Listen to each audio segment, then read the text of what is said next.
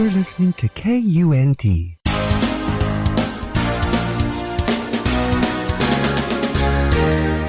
From the time we take our first breath, we are born to die.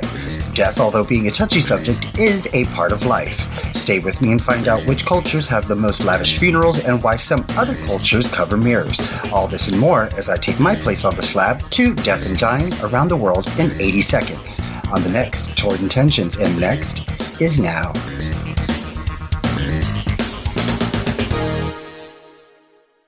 In this world, nothing can be said to be certain except death and taxes.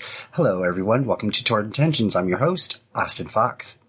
The topic of death has been a very popular subject around my water cooler lately, starting with a friend of mine and my brother's that we lost 2 weeks ago, and an acquaintance of mine passed away this past weekend, and finally my beloved 20-year-old cat yesterday.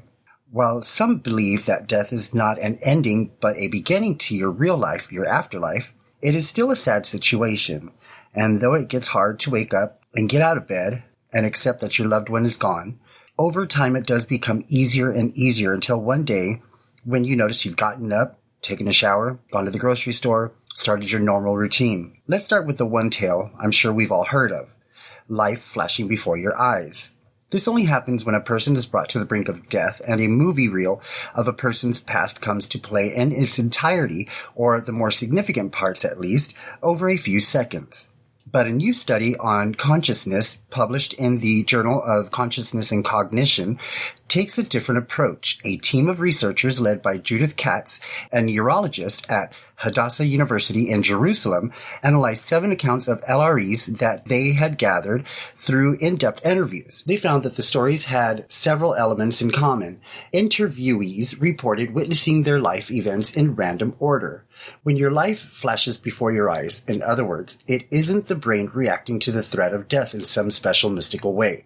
It is just a super concentrated version of mental processes that happen every day.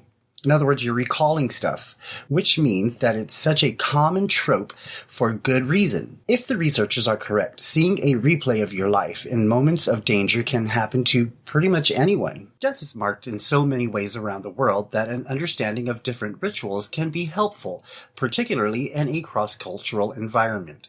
It's not death that is a universal experience, but the expression of grief that differs so much between cultures. Well, like in Korea, where cremation is becoming a commonplace. Nowadays, there is a trend to have the ashes of a loved one refined and turned into colorful beads.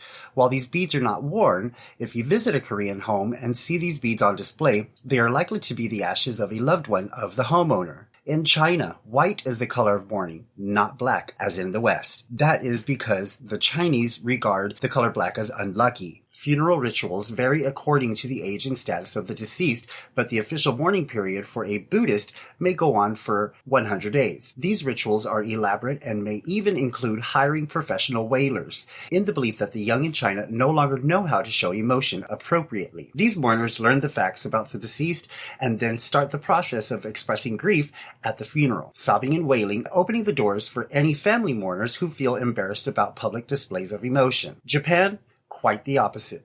Death is seen as liberation, and acceptance is more important than expressing oneself. People bring condolence money to wakes in white envelopes tied with black and white ribbon. Bodies are cremated, but the ashes then divided up between the temple, the family, and even the employer of the departed. The dead are remembered during a 3-day holiday in August, Oban, when the spirits of ancestors are believed to return to the family home. Graves are cleaned and fires lit. This celebration of the dead is common in cultures where ancestor worship is practiced. Ghana is another example of this belief. In an afterlife with a relatively new tradition of elaborate coffins, which will illustrate the interests, profession, or status of the departed, but also see them off into the next life in style. A coffin may take the form of an aeroplane, a Porsche, a Coca-Cola bottle, an animal, or even, in dubious taste, a giant cigarette packet. Coffin makers are highly sought after and are regarded as important artists. Funerals are an enormous affair, often costing more than weddings, and advertised on huge billboards so that nobody in the community misses out. In other parts of Africa, funeral rituals have evolved from the blending of Christian, Islam, and traditional practices. In southern Africa, like Ghana, funerals are enormous affairs involving entire communities. The death is usually announced on the local radio station, and mourners will gather over the coming days, coming from surrounding villages and further to pray and sing. As numbers swell, catering becomes more complex, with the slaughtering of animals to feed the crowd. If you are an employer in, let's say, Botswana or Nambia, you need to allow time for funerals. And if you employ several workers, you may very well lose all of them for days at a time in the event of a death. In the Hindu faith, it is preferable to die at home, surrounded by family. The soul is believed to go on according to one's karma. Bodies are cremated quickly, usually within the first 24 hours, in order to liberate the soul quickly. Mourners wear white, not black, and people do not bring food to the wake, but to the ceremony 13 days after the cremation, at which time the soul is liberated and the mourning period is considered over. Muslims bury their dead rather than cremate them in the belief that there will be a physical resurrection on the Day of Judgment. The dead are buried facing Mecca, and graves raised above the ground or marked by stones so that nobody walks on them. Because death of a Muslim is regarded as a loss to the Muslim community overall, it is not uncommon for people who did not even know the deceased to attend funerals. Crying is accepted at burials, but a loss of control, such as wailing or shrieking, is seen as inappropriate. A mourning period of up to 40 days will follow the burial. Despite variances between denominations, central to all Christian understandings of death is the belief in the resurrection of Jesus Christ. Christians believe that through Christ's death and resurrection, they too may be raised after the end of their earthly life to dwell in the eternal life with God. Judaism is the parent of both Christianity and Islam, and both religions have drawn deeply upon Jewish traditions and belief. Compared with Christianity, Judaism places less importance on the notion of an afterlife. There are mentions in the Hebrew Bible of departed souls going to a realm of shades called Sheol, although the book of Daniel also suggests that God will eventually raise the dead to face judgment. However, while most Jews believe that there will be a life with God after death, they tend to emphasize living good and righteous lives on earth rather than focusing on a life hereafter. The word Shiva actually has different meanings in various cultures found all around the world. In Hebrew, it translates to 7, the number of days in which this structured mourning period takes place. Commonly referred to as sitting Shiva or attending the solemn event at a Shiva house, there are different observations according to certain Jewish communities, and their beliefs including burning a candle as a memorial or in remembrance of the recently departed, placing water outside the homes of mourners to symbolically wash off any impurities associated with death or the cemetery, wearing a piece of torn clothing or torn black ribbon as a symbol of the tear in the mourner's heart, refraining from participating in any type of pleasurable, uplifting activities. Covering mirrors in the house of Shiva is a common practice for many people.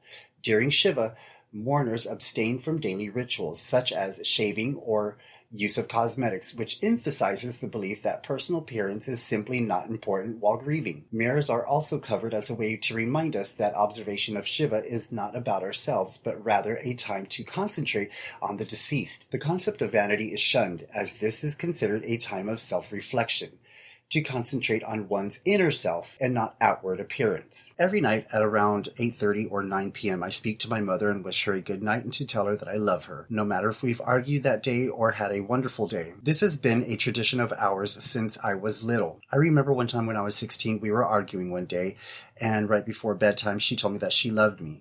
I was so frustrated that I had to ask her why she still did that when we were fighting. Her answer was very simple. As a nurse, I know that death can come at any time. In other words, tomorrow is not promised, and I don't want our last words to be angry words, that they can never be taken back. Well, as a child, you can imagine just how bad that really fucked me up.